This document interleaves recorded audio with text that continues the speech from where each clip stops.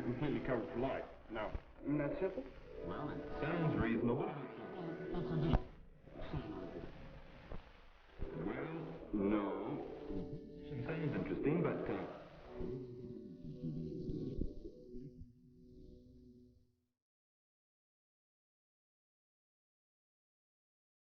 That's funny. Sort of had him. I wonder what I did wrong. Seemed like a nice guy. I wonder what he was talking about. Do you know that every day someone loses a sale or creates a misunderstanding just because he does not speak intelligibly? Now, in the next few minutes, we're going to give you some examples of good and bad speech and show you the main faults of most speakers. We'll show you some things to do and some things not to do. The first thing that every speaker should do is to learn the 3 basic aims of public speaking. 1, you must be heard. 2, you must be understood. 3, you must be pleasing. Now remember these 3 points. You must be heard, you must be understood, and you must be pleasing. Now most of us fall short in at least one of these 3 points. For instance, well, the fact is, we spent many nights in the jungle looking for headhunters.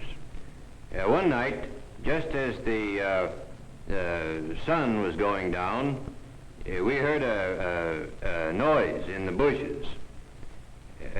Something was creeping towards us. All of a sudden, it attacked us. It was an ostrich. Now, this ostrich was... Many of us clutter up our speech with uhs and ers, and in this way we create vocal static. We can be heard, yes, and we can be understood, but we're dull and boring. Now, here's another typical example. Student government is something we've all worked for, and now that we have it, we must make it work for us. We have all given our time and our ideas and our strength to make it possible, and now we must cherish it, nourish it, and make it live. Most of our audience can't make out what she is saying. So she's not heard, she's not understood, and she's not very pleasing. Now let's look once more. Funny thing happened up there in the station. See, I was sitting there waiting for the fellas. We were going out, and the guy come up to me and he gave me a big song and dance about this being his seat. And I said, "Mister," I said, this isn't your seat. You see, I've been sitting here a whole lot longer than you seem to think I have. And I think that since this seat belongs to me, that this seat... It's not hard to find fault with that speaker. Many of his listeners won't be able to understand him, and those that do won't admire his sloppy speech. Do you know that the trouble with most of the speakers we have heard can be traced to one thing? Practically all of us would be better speakers if it were not for this one big fault: carelessness. Yes, carelessness is at the root of most of the ills of poor speech. If this speaker would concentrate upon overcoming his speech fault of saying and he could be an interesting and effective speaker. Does carelessness make you this type of speaker? Now, this girl is marked by carelessness because she speeds over the words of her speech just to get them said, and she drops her voice at the end of sentences so her audience has difficulty in hearing and understanding her. Is carelessness making you this type of speaker? Or is your carelessness the same as that of the man who runs his words together, mumbles, drops his G's, and uses generally sloppy speech? Have you found yourself yet? Do you know what your careless speech habits are? The important thing is to recognize the trouble and then take steps to correct it.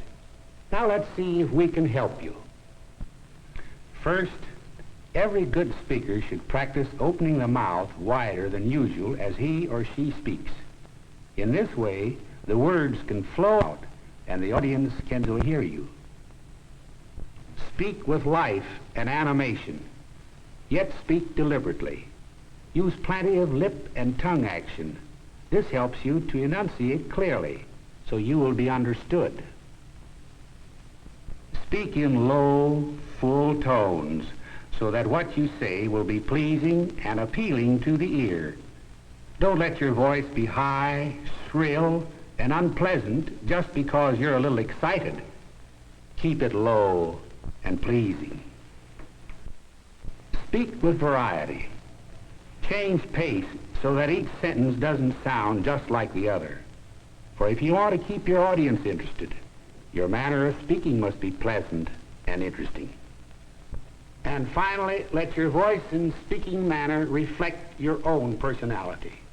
Let it be sincere and typical of you, rather than stilted and stagey. For instance, ladies, I'm so glad to see you all here and see you looking so well.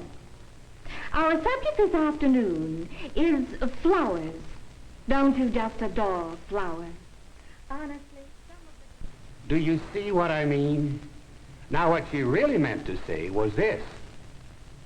I'm awfully glad that you've come out today, ladies. Glad to see you looking so well. The subject of our discussion is flowers, one of which I'm particularly fond. I know that many of you, too, share my great enthusiasm for this subject. The idea is to be interesting. Interesting but real. Now, are there any questions? Professor Bueller, Yes? won't people think I'm peculiar if I start speaking differently than I ever have before? Now, that's a good point. But I don't think you need worry about it. You see, your speaking voice will become more adequate as you practice the rules of good speaking. And your friends won't think that you're peculiar.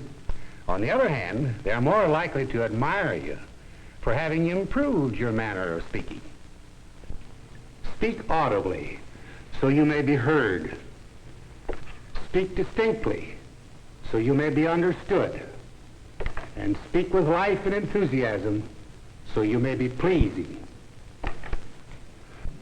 And remember that good speech will be a great asset to you always. It is the mark of a cultured person and a well-developed personality. Take pride in your voice and your speaking manner. Take pride in the way you sound. You have only one voice. Be careful how you use it.